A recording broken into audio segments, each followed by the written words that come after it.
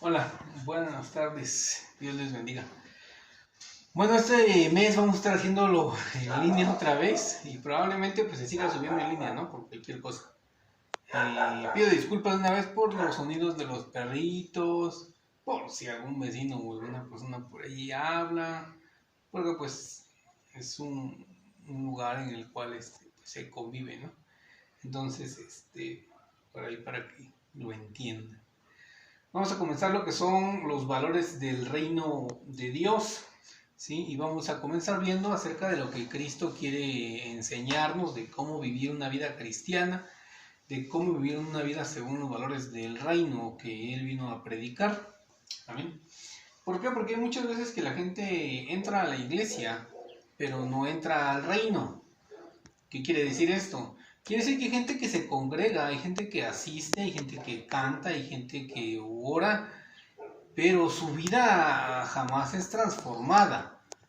Por lo tanto, como les digo, aunque si asiste y si parte de una congregación, se vuelve parte de una comunidad, forma parte de la iglesia de Dios, en realidad no termina por entrar al reino de Dios. Puede sonar como extraño, pero es la realidad. Por eso estamos tratando de llevar esta serie para que comencemos viendo los valores del reino. Ya vimos los regalos de Dios para nuestra vida y vimos que entre ellos está la elección, ¿verdad? Y que Dios puede mostrarnos todo eso y Dios puede permitirnos a nosotros decidir, ¿no? Como a los ladrones.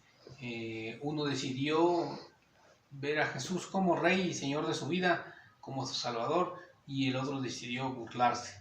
Y a los dos el Señor les permitió eso, ¿verdad? ¿A qué nos referimos? Al hecho de que siempre existe en nosotros la capacidad de decidir, ¿sí? No es como que Dios nos force o que vamos a hacer las cosas porque sí. Por eso la intención es enseñar cuáles son los valores del reino y realmente es muy conveniente vivir según esos valores. Bueno, antes de comenzar vamos a hacer una oración. ¿Sí? Oramos, Padre, te damos gracias por esta tarde, te damos gracias por la vida de mi esposa, te damos gracias por la vida de la iglesia. Te pedimos, Señor, que seas tú bendiciendo, fortaleciendo, guiando, Señor. Que seas tú mostrándonos tu palabra, que seas tú guiándonos a toda verdad y a toda justicia. Te agradecemos, Señor, porque sabemos que eres infinitamente bueno y que a ti te place mostrarnos la verdad. Bendito Dios, queremos no solamente escucharla, sino ponerla por obra. Te damos muchas gracias en el nombre de Cristo Jesús. Amén. Amén. Bueno, estando dispuestos a escuchar, estando dispuestos a oír la palabra de Dios y a ponerla por obra, vamos a comenzar. Vamos a comenzar con el libro de Mateo, capítulo 5, versículo 21 en adelante.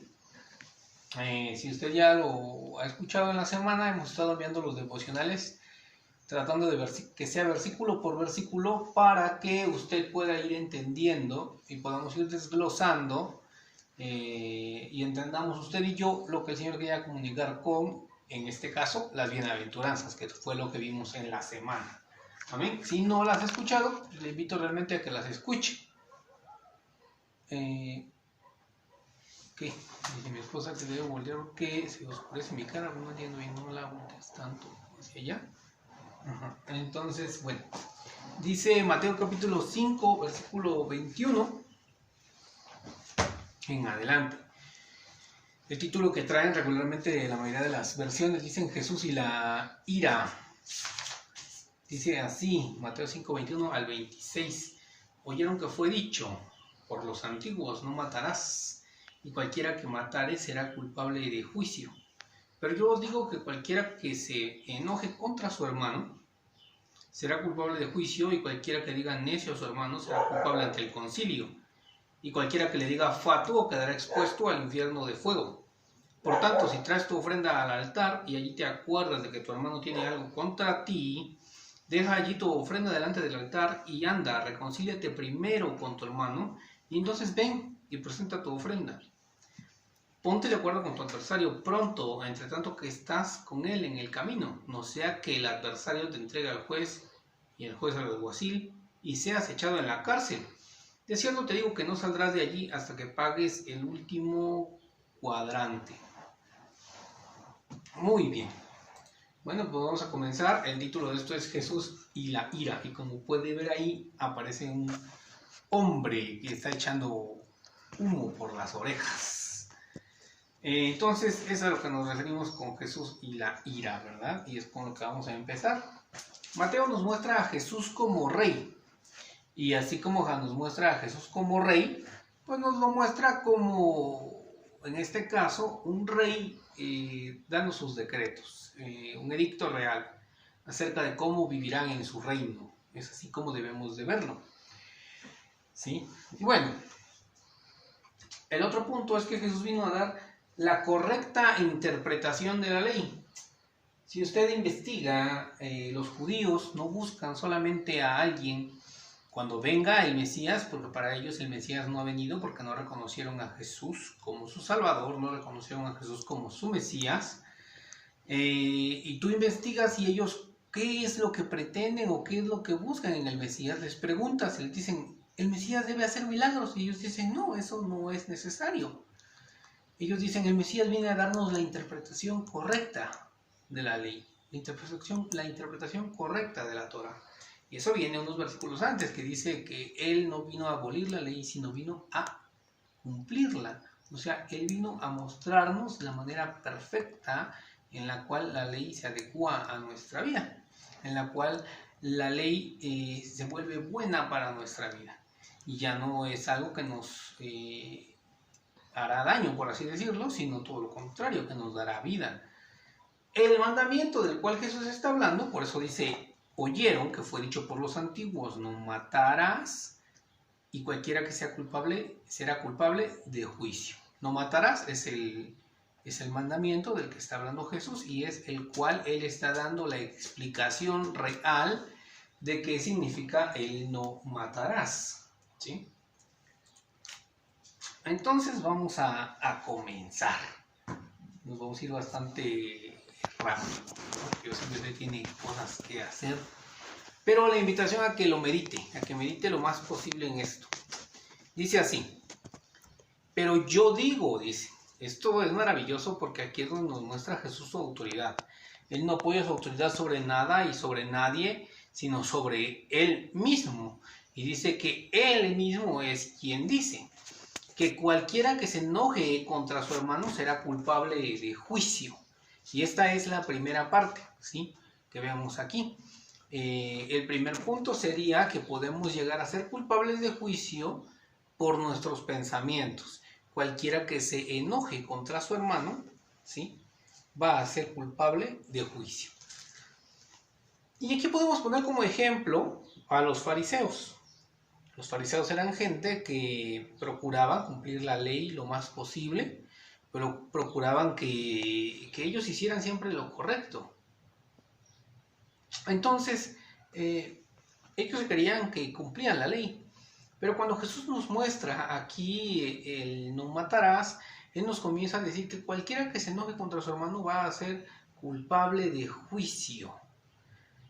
Y curiosamente, a los fariseos les enojaba muchísimo todo lo que tuviera que ver con Jesús. Les enojaba mucho cuando la gente lo seguía. Expulsaron al ciego de Juan capítulo 10, me parece. Sí, expulsaron al ciego de nacimiento de Juan capítulo 10 por declarar que Jesús era el Mesías. Lo expulsaron por completo. De hecho, el capítulo nos muestra que los fariseos habían como que se habían puesto de acuerdo, habían hecho como un pacto. Cualquier persona que declarara que Jesús era el Hijo de Dios iba a ser expulsado. Incluso los padres del muchacho, del ciego, tienen miedo porque sabían que los podían expulsar. Entonces los fariseos, ¿a qué nos vamos con esto? Vamos a que el enojo de los fariseos comienza cuando comienza el ministerio de Jesús y comienza a avanzar gradualmente. Después de 3 años, el enojo de los fariseos es tanto que ellos comienzan a planear cómo matar a Jesús.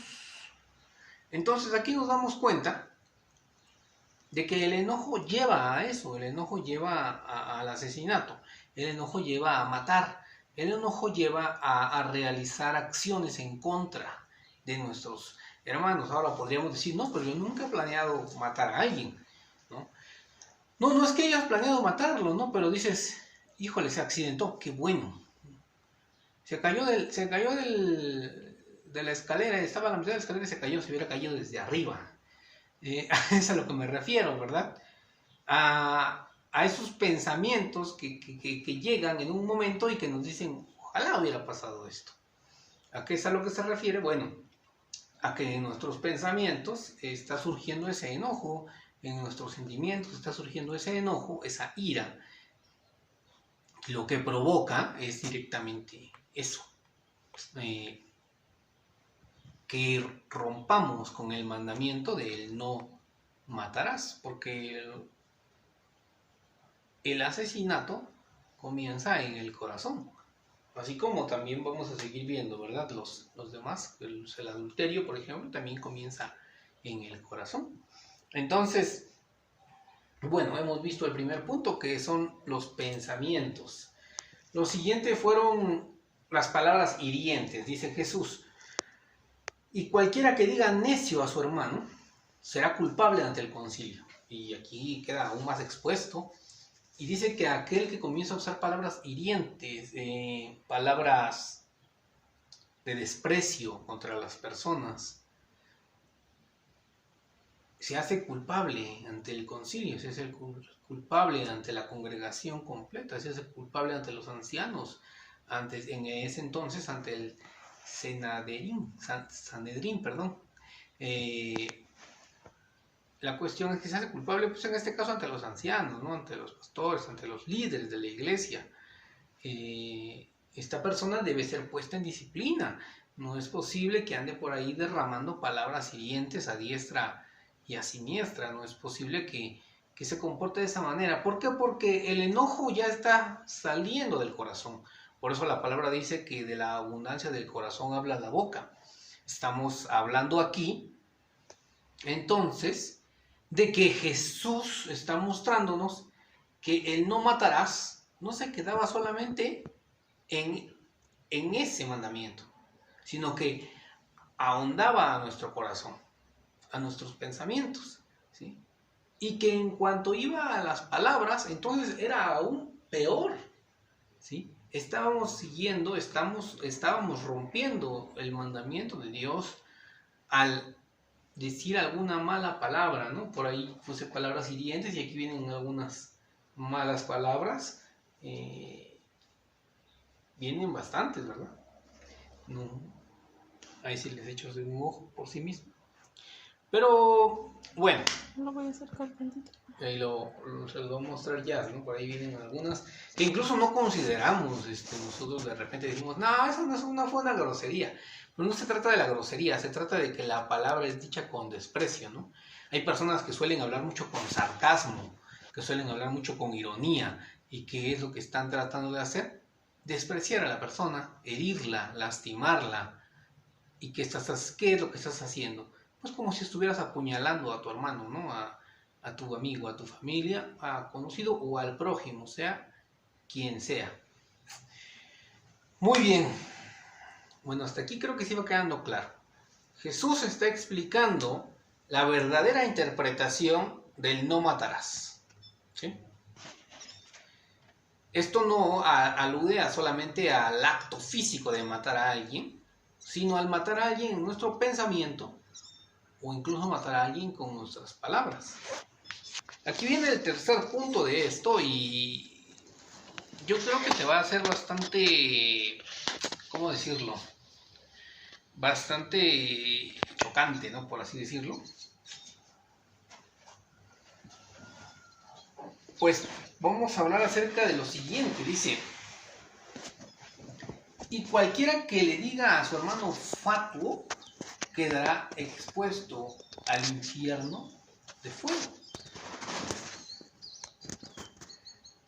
Otras versiones dicen cualquiera que maldiga a su hermano. La palabra fatuo, la palabra que es traducida como maldición, viene de la palabra en griego moros, que es de moros, ¿no es cierto? La palabra en griego moros, y la palabra en griego moros era usada para hablar de alguien que tenía una moral indecente. Vamos a decirle que tiene una moral dudosa. Vamos, estamos hablando de alguien inmoral. Pon mucha atención. Pon mucha atención. ¿A qué nos estamos refiriendo con esto? Nos referimos a aquellas personas que destruyen la reputación de otras a través del chisme. ¿Sí? Cuando dice que aquel que le diga fatuo, o sea, aquel que destruya mediante el chisme la reputación de una persona.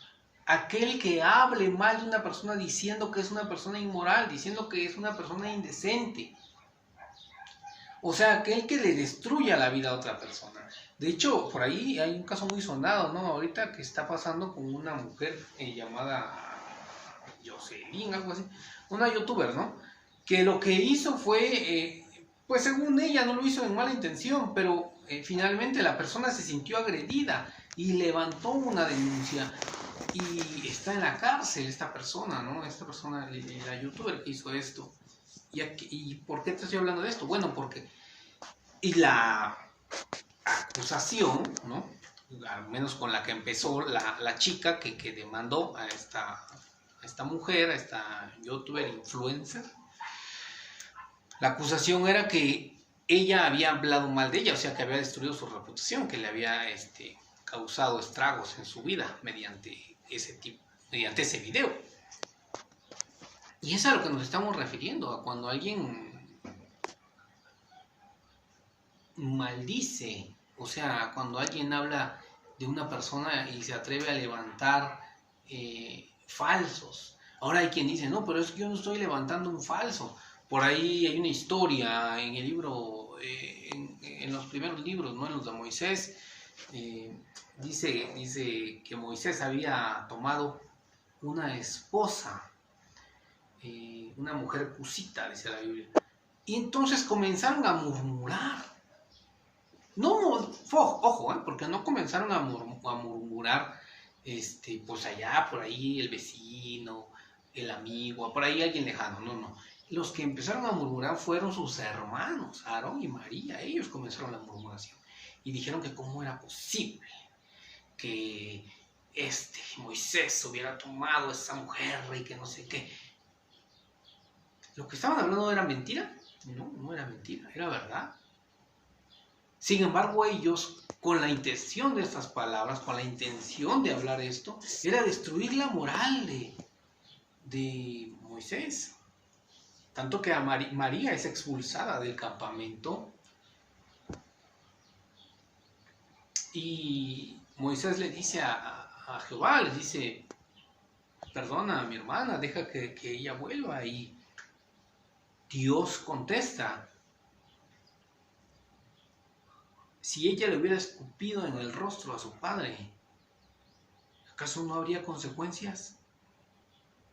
Entonces, si ponemos atención a esto, cuando nosotros hablamos mal de una persona, cuando nosotros levantamos un chisme acerca de otra persona, te repito, en el caso de Moisés era verdad. Pero cuando tú hablas algo con la intención de destruir a esa persona, pues la palabra de Dios dice que Dios lo ve como si le estuvieras escupiendo en la cara.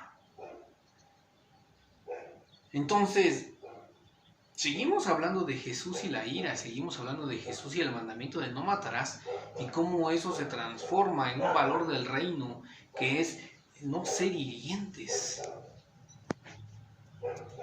no hablar chismes, no llevar murmuraciones.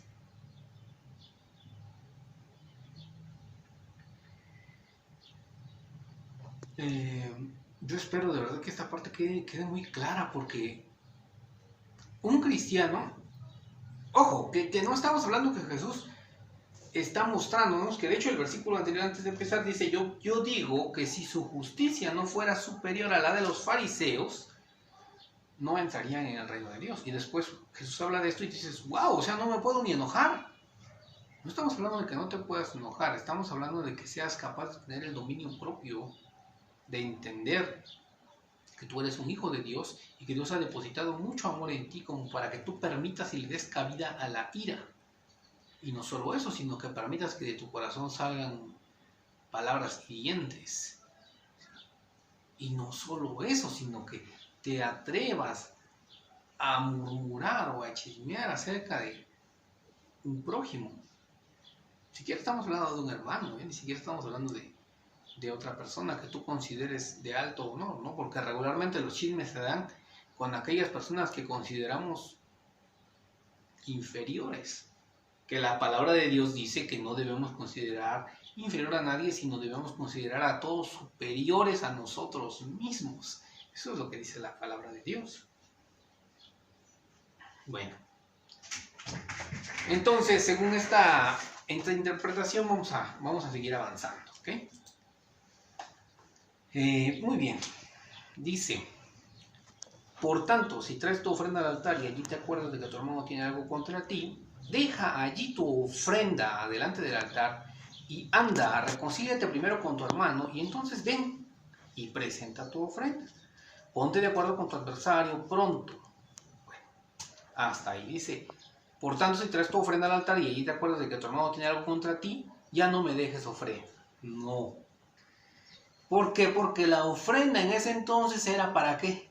Para la expiación de los pecados. Pero la expiación del pecado no tenía ningún sentido si tú no te arrepentías. Por eso el Señor les está recordando lo siguiente. La ofrenda, primero te arrepientes. Pides perdón por eso que hiciste para que la ofrenda tenga sentido. Si no estás arrepentido, la ofrenda no tiene ningún sentido. Por eso la imagen que les puse aquí dice, pedir perdón por un error no es solo mostrarse arrepentido. Es cambiar y mejorar, porque hay gente que dice, sí, yo ya pedí perdón, ¿y cambiaste? No, pero ya pedí perdón, pero no estás cambiando. Primero de Juan 4:20 también dice, aquí, dice, si alguno dice yo amo a Dios y aborrece a su hermano, es mentiroso, pues el que no ama a su hermano, a quien ha visto, ¿cómo puede amar a Dios a quien no ha visto? Fíjate, ¿eh? Bueno, entonces, nos recuerda el Señor el propósito de nuestra ofrenda. ¿Cuál es tu ofrenda, hermano? Y no estamos hablando solamente de la económica, ni solamente de la de labios cuando cantas al Señor. No estamos hablando de tu ofrenda de cuando tú oras o solamente de tu ofrenda del servicio. Estamos hablando de la ofrenda completa de tu vida, hermano. ¿Sí? Y tú deberías de llevar una vida en la cual constantemente haya un arrepentimiento. Necesitamos vivir así, necesito vivir así, diciendo, necesito arrepentirme de esto, necesito cambiar esto. No puedo seguir guardando rencor en mi corazón contra mi esposo, contra mi amigo, contra mi familia. No puedo seguir guardando rencor en mi corazón contra mi hijo o contra algún familiar por allá lejano o la señora en la secundaria que vendía las tortas y me dijo gordo. No puedo seguir guardando el rencor en mi corazón contra eso. Necesito perdonar. ¿Sí? Por eso dice, si te acuerdas que tienes algo contra, que tu hermano tiene algo contra ti, entonces pide perdón o perdona. El enojo, la ira no debe de quedar de ti. Tú como parte de los hijos del reino de Dios, tú como parte de los hijos de Dios, necesitas mostrar la verdadera cara de lo que es Cristo. Muy bien, vamos a seguir avanzando. Dice, ponte de acuerdo con tu adversario pronto, entre tanto que estás en el camino, no sea que el adversario te entregue al juez y el juez al alguacil y seas echado en la cárcel. De cierto te digo que no saldrás de allí hasta que pagues el último cuadrante. Ok, pon mucha atención, porque como ya les he dicho, como ya lo vimos apenas hace poco, cuando hablábamos acerca del velo, el velo era real, realmente existía, el velo que estaba en el templo, que dividía el lugar santo del santísimo, usted debe recordarlo, pero todos estos son tipos y nos muestran algo para nuestra vida en el presente. Por eso tiene sentido, de lo contrario no tendría ningún sentido. ¿Sí? Entonces, en ese tiempo, sí, si tenías algo contra tu hermano, tenías algo, podía ser posible que te llevaran ante un juez, él te entregara algo así y no salieras de ella hasta que pagaras hasta el último cuadrante. Es curioso también que cuando hablamos de el Padre Nuestro, la palabra de Dios dice, perdona nuestras deudas, así como tú perdonas, así como nosotros perdonamos a los que nos deben. ¿Sí? Y es curioso cómo el Señor muestra la ofensa como una deuda. ¿Sí? Me ofendieron, yo perdono al que me ofendió. Él me debe, pero yo lo perdono. Él me debe perdón, pero yo lo perdono antes de que él... ¿Sí me explico? Y si tú ofendiste, entonces tú le debes a alguien, le debes perdón y necesitas ir arrepentirte, pedir perdón. ¿Sí? Primera de Juan, el libro de Hechos, capítulo 8, vamos a ver un bosquejo, porque te digo, lo que te dice que aquel que no se pusiera de acuerdo con su adversario corría la posibilidad de que cayera a la cárcel. Sí, eso era real y realmente ocurría en ese tiempo. Pero al día de hoy tiene algún sentido para nosotros, tiene que tenerlo. Si no, de lo contrario, la Biblia no sería actual y no tendría ningún sentido. Entonces dice la palabra de Dios en el libro de Hechos, capítulo 8, capítulo 8, versículo 17, desde ahí voy a leer. Entonces les imponían las manos y recibían el Espíritu Santo. Cuando vio Simón que por la imposición de las manos de los apóstoles se daba el Espíritu Santo, les ofreció dinero. Entonces Pedro les dijo, tu dinero perezca contigo, porque has pensado que el don de Dios se consigue con dinero. No tienes tu parte ni suerte en este asunto, porque tu corazón, ojo, no es recto delante de Dios. Arrepiéntete pues de esta tu maldad y ruega a Dios, si quizás tu corazón te sea perdonado, el pensamiento de tu corazón, porque en hiel de amargura y en prisión de maldad veo que estás. Respondiendo entonces Simón dijo, rueguen por mí al Señor para que nada de esto que habéis dicho me acontezca. En el versículo 13 dice que también Simón mismo creyó. Y es a lo que me refiero, ¿sí? A lo que nos referíamos en un principio. Hay gente que entra a la iglesia. Simón, este hombre llamado Simón el Mago, había entrado a la iglesia, pero no había entrado al reino de Dios. Su vida no estaba cambiando conforme el propósito de Dios. Su vida no estaba cambiando según los valores del reino de Dios. Él seguía viviendo igual. Por eso Pedro lo ve y le dice, es que tu corazón no es recto. Y luego le dice, tú estás en prisión de maldad. Tu corazón está aprisionado. Y es lo que dice Mateo capítulo 5. Dice, ponte de acuerdo con tu adversario, no sea que seas echado en la cárcel. ¿Quién lo echó a la cárcel? Su propio enojo lo echó a la cárcel. ¿Sí? Y como la gente cuando alguien dice, estoy en la cárcel porque el juez me mandó a la cárcel. No, el juez no te mandó a la cárcel. Te mandó a la cárcel tus acciones. El robo te mandó a la cárcel. O lo que sea que haya sido lo que haya mandado a la cárcel a la persona. Pero es lo que nos referimos, ¿verdad? En este caso, cuando una persona está comenzando a permitir que el enojo haga mella en su corazón, que se vuelva ira, que se vuelva amargura, ¿qué pasa? Que eso lo echa en la cárcel, ¿sí? No pasa tanto y no hay mucho problema con aquel que está en la cárcel física. Hay personas que allí encuentran su libertad en Cristo, ¿sí? Seguirán en la cárcel, pero están libres espiritualmente, pero hay gente que está viviendo su vida de una manera natural, por así decirlo, y aún así, tristemente, lo que pasa con ellos es eso, que están en una prisión de amargura. ¿Sí? Mi esposa y yo hace algunos años conocimos a un señor que todo le causaba amargura, ¿no? Ese era terrible, tenía un corazón completamente dolido, no podía comerse unas papas sin estar pensando en que fulano o sutano, que le hizo daño, que a él le dieron más, que porque a mí no. Si le daban a ella y a los demás no, es que porque hicieron eso, de verdad, esto que suena hasta chistoso, bueno, al punto de vista suena chistoso, pero es tristísimo que estamos viviendo así. Lo ideal sería que seamos libres, ¿sí? Es lo que el Señor quiere con nosotros. Entonces, no permitas que la envidia sea tu verdugo, o mucho de lo que se habla ahora, ¿no? Que cuando el cuerpo comienza a somatizar, ¿no? Artritis, dolor de rodilla, de espalda, enfermedades que surgen de la nada. No estamos hablando de personas que tienen 80 años, estamos hablando de gente joven, de 30, 40, 50 años, que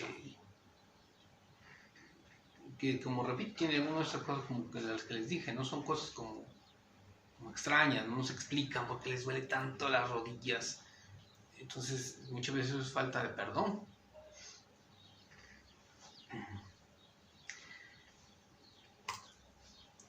Bueno, como conclusión podemos decir que ese es el primero de los valores del reino de Dios. Estamos hablando de cómo manejar la ira y cómo Jesús quiere que la manejemos. Amén.